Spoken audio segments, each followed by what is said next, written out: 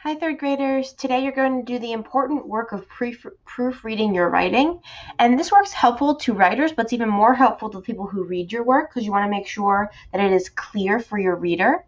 And it's especially important in speeches because oftentimes people only hear your speech, they don't read them themselves. So taking the time to proofread helps you catch your errors and make sure the reader gets all of your ideas in the way that you intended.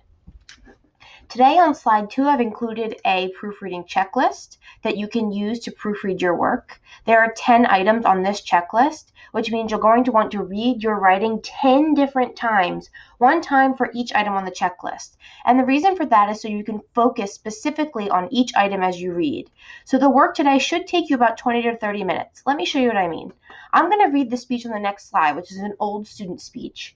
For just ending punctuation for every sentence. I'm only looking to make sure that this student included ending punctuation for every sentence. So when I read this speech, my entire focus is that. This speech says, lacrosse isn't dangerous, it comes with focus and skill. Oh, right from the very beginning, I can see that this writer forgot to capitalize lacrosse and forgot to put a period right here at the end of their thesis statement. Do you play lacrosse? Do you like lacrosse? Do you think it's dangerous? Well, I'm going to change your mind, and that's definite. Good, capital end punctuation mark. My first reason is that you won't get hurt with all of your gear on, because once I was playing, someone whacked me. I didn't feel anything at all. I noticed that I paused here, which usually means that I need an end punctuation mark. Okay, there we go. All of your gear is thick and strong. Ooh, another pause. For example, that means that should be capitalized because it's the start of a new sentence. Usually all of your gear is 1 inch, which is thick and strong. Another reason is that it's exciting and fun. Period. For example, it's exciting and fun because you have to do all awesome special moves which make it really exciting and fun. Another example is that you have to run and make moves which make it crazy and a pumped up game.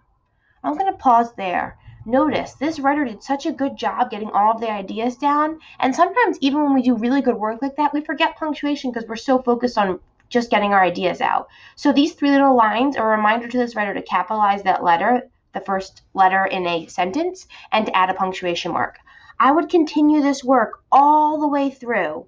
Pause the video now and see if you can find any other spots where this writer needs some punctuation.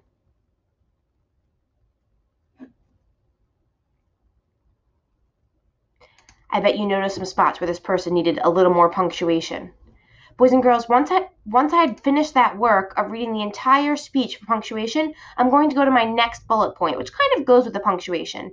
Capitalize the first word in each sentence. I kind of do that as I do bullet point 1, but also proper nouns and words and titles. I would do that next. I'm going to show you this one, though, making paragraphs to organize my writing. And here's where you have to be a really careful proofreader. I might look at this speech and think right away, oh, I can see the paragraphs. This person did a really great job, and they did. But I noticed something even as I was reading just this very beginning paragraph. This whole paragraph is about how it's not really dangerous because your gear will protect you, and so is this. If I were this writer, I would include this information back up in this paragraph because to me, these two things go together. Do you see that? Do you agree? That might be a writer's choice. I also notice here a new paragraph starts, but it's not indented. So just because you can see that the writer paragraphed in some spots, I can see here my last reason that probably needs its own paragraph again. Doesn't mean that the writer paragraphed everywhere, and this might be true for you too. You may have paragraphed as you started, then as you kept going, gotten so invested in your story that you forgot to do that work as well. Writers, as you go off today to work, you are going to do the work that we just did here. You're going to look over your writing, make sure that it's finished, and then when you're done, you're going to go to your checklist, and you're going to go through the checklist for 10 different. You're going to look at the checklist and go through your writing 10 different times, once for each time on this checklist. I know that seems like a lot, but because that's your whole job in writing today, it will only take you the amount of time that writing normally does. Just like the work we did here or the start of the work that we did here.